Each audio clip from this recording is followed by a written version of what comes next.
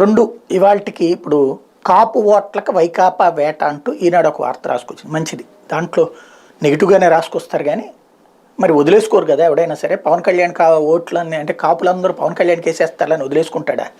అంబటి రాంబాబు ఎవరు, లేకపోతే కనుక వైఎస్ఆర్ కాంగ్రెస్ పార్టీలో ఉన్నటువంటి బొత్స సత్యనారాయణ ఎవరు, వాళ్ళందరూ మాట్లాడి మరి వాళ్ళు కూడా కాపులే కదా అక్కడ. అది పక్కన పెడితే అసలైనటువంటి పాయింట్ ఇక్కడ కీలకమైనటువంటి అంశం ఉంది. ముద్రగడ పద్మనాభం, వంగవీటి రాధ వీళ్ళని తీసుకొచ్చే ప్రయత్నాలు చేస్తున్నారు. ముద్రగడ పద్మనాభానికి అయితే ఆల్టర్నేటివ్ ఏం లేదు కాబట్టి ఆయన తీసుకొచ్చేటువంటి ప్రయత్నం ఒకటి నడుస్తుంది, లేకపోతే వాళ్ళ అబ్బాయి పోటీ చేస్తాడు అన్నటువంటి ప్రచారం జరుగుతుంది. ఒకటి వంగవీటి రాధ, తెలుగుదేశం అయితే అవకాశం ఇవ్వలేదు కదా.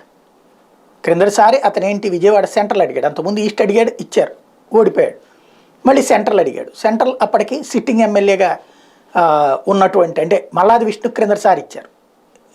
విష్ణు అంతకుముందు కాంగ్రెస్ నుంచి వైసీపీలోకి రావడం, తనకివ్వడం, తను ఇవాళ రోజున విజయం సాధించున్నాడు. ఇప్పుడు విష్ణువుని పక్కన పెట్టి మళ్ళీ వంగవీటి రాధాకి ఇస్తారా అంటే అవునన్న సంకేతాలు కనబడుతున్నాయి. ఎందుకంటే రాధాకి తెలుగుదేశంలో అయితే టికెట్ లభించదు.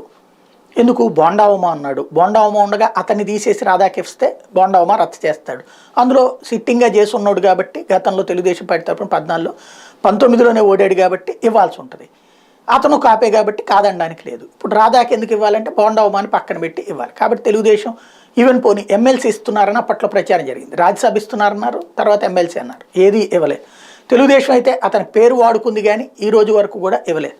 వైఎస్ఆర్ కాంగ్రెస్ పార్టీ గతంలో టికెట్ ఇచ్చింది, అది అతను ఓడిపోయారు. తర్వాత సెంట్రల్ దగ్గరే తేడా పేచీ వచ్చింది. అప్పట్లో ఎంపీగా ఇస్తానంటే తీసుకోలేదు.